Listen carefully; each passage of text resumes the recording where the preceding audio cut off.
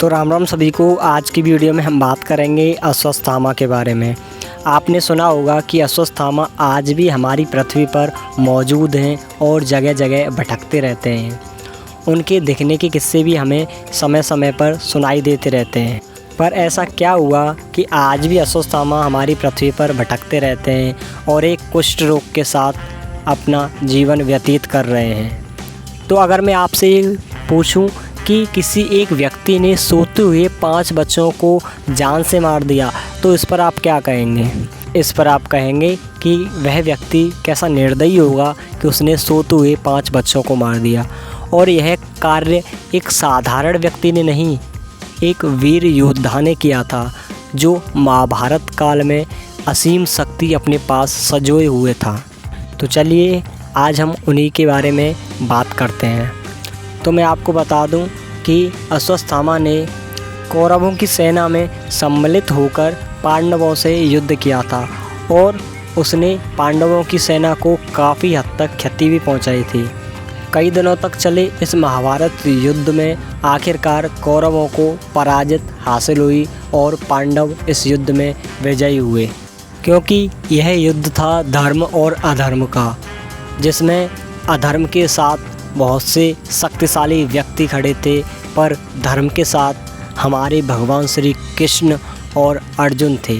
जब यह युद्ध समाप्त हो गया तो दुर्योधन को मृत्यु प्राप्त हुई और दुर्योधन को तड़पता देखते हुए अश्वत्थामा ने कहा कि मैं तुम्हारी मौत का बदला अवश्य लूँगा, और उसने प्रतिज्ञा ली कि वह पांडवों के वंश का नाश कर देगा।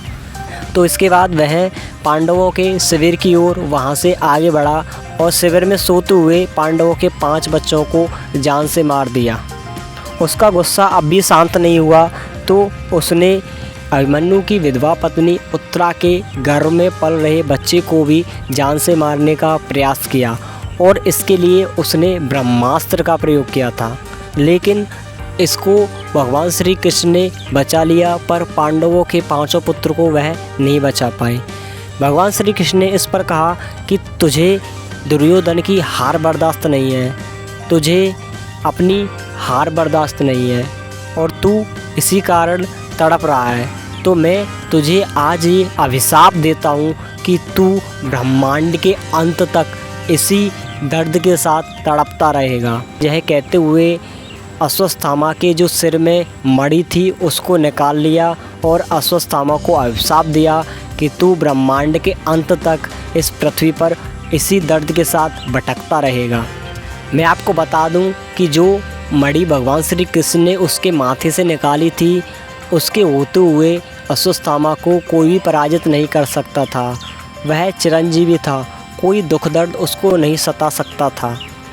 पर भगवान श्री कृष्ण ने उस मणि को निकालकर उसे अभिशाप दिया और आज भी अश्वत्थामा हमारी पृथ्वी पर मौजूद हैं। और अंत में भगवान श्री कृष्ण ने कहा कि तू इस कुष्ठ रोग को किसी भी प्रकार से नहीं भर पाएगा, जिस कारण से आज भी हमारे भारत में अश्वत्थामा भटकते रहते हैं और जंगलों में उन्हें देखने का दावा भी किया जाता है। तो आपके मन में क्वेश्चन आ रहा होगा कि अगर अश्वत्थामा आज भी हमारी पृथ्वी पर है तो क्या हम उसे देख सकते हैं? तो इसका जवाब है हाँ। मध्य प्रदेश के बुरहानपुर में स्थित असीरगढ़ का एक किला है, जहां भगवान शिव का एक प्राचीन मंदिर है, जहां हर रोज़ अश्वत्थामा भगवान शिव की पूजा करने के लिए आता है और मंदिर के पट खुलने से पहले वह पूजा करके वहां से चला जाता है। इसी मंदिर के आसपास लोगों ने दावा किया है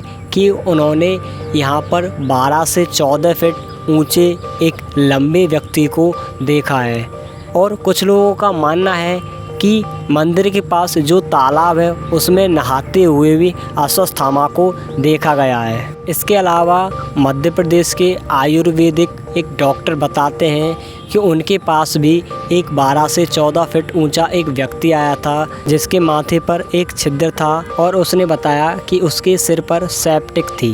तो डॉक्टर ने बहुत समय तक उसका इलाज किया। तो एक बार डॉक्टर ने हंसकर बोला कि तुम्हारे घाव बढ़ते नहीं हैं, क्या तुम अश्वत्थामा हो? तो इस पर कहते हुए जैसे ही डॉक्टर उसकी तरफ देखता है तब वह वहाँ से गायब हो जाते हैं और लोगों को बाहर जाते हुए भी नहीं दिखाई देते हैं। गुजरात का एक रेलवे कर्मचारी भी यह दावा करता है कि उसने अश्वत्थामा को देखा है और उससे बात की है। तो जो गुजरात का रेलवे कर्मचारी था वह अपनी छुट्टियों पर घूमने गया था और वह गुजरात के जंगलों में होते हुए अपनी पिकनिक मना रहा था। तो उसने देखा कि एक 12 से 14 फीट ऊंचा एक व्यक्ति उसके आगे जा रहा है। उसने उसका पीछा किया और उससे उसका परिचय पूछा और उससे बात की। इस पर अश्वत्थामा ने बताया कि भैया भीम उससे ज़्यादा शक्तिशाली थे और वह यह कहकर वहाँ से चला गया। और यह भी दावा किया जाता है कि भारत के महान योद्धा पृथ्वीराज चौहान को भी अश्वत्थामा से मिलने का मौका मिला था। मोहम्मद गौरी से हारने के बाद पृथ्वीराज चौहान जंगलों में होते हुए जाते हैं, तभी वहाँ पर उन्हें एक व्यक्ति दिखाई देता है जो 12 से 14 फीट ऊंचा था और वह उससे बोलता है कि यह मेरे घाव हैं, अगर तुम इसको भर दो तो मैं आपको मुँह मांगी रकम दूंगा या आपको मुँह मांगा आशीर्वाद दूंगा। इस पर पृथ्वीराज चौहान जो पेशे से एक बहुत बड़े आयुर्वेदाचार्य थे, उन्होंने अश्वत्थामा के घाव भरने का भरसक प्रयास किया और लगातार 7 से 8 दिन तक उसके घाव भरने की कोशिश की। इस पर वह बताते हैं कि उनके घाव भरे नहीं और अश्वत्थामा अपना परिचय देते हुए वहाँ से चले जाते हैं। तो यह है हमारे भारत की प्राचीन संस्कृति और प्राचीन सभ्यता, जिसमें आज भी हमारे देवी देवता इस पृथ्वी पर मौजूद हैं और कुछ कृपा पात्र, कुछ भाग्यशाली लोगों को उनके दर्शन भी हो जाते हैं। पर हमारे देश में ऐसे ऐसे लोग भी हैं जो आज भी भगवान को नहीं मानते हैं। तो मैं आपको बता दूं कि हमारा जो सनातन धर्म है वह बहुत पुराना और प्राचीन है और इस पर हमें पूर्ण विश्वास होना भी चाहिए। और आप अगर इस बात का सबूत चाहते हैं तो आप जाइए मध्य प्रदेश के बुरहानपुर में स्थित असीरगढ़ के किले में और वहां जाकर देखिए जो इस वीडियो में बताया गया है क्या वह सत्य है या नहीं है। और मैं आपको बता दूं कि ये सभी वीडियो आपके मोटिवेशन के लिए हैं। आप जागिए। हमारा दुर्भाग्य है कि हम बहुत प्राचीन काल से जातियों में बट गए हैं, जिसका लाभ कई लोग उठा रहे हैं हमसे। तो हमें सबसे पहले अपने हिंदू होने पर गर्व होना चाहिए और हमें अपने भारत की प्राचीन संस्कृति और सनातन धर्म पर विश्वास करना चाहिए। तो आज की वीडियो में इतना ही था।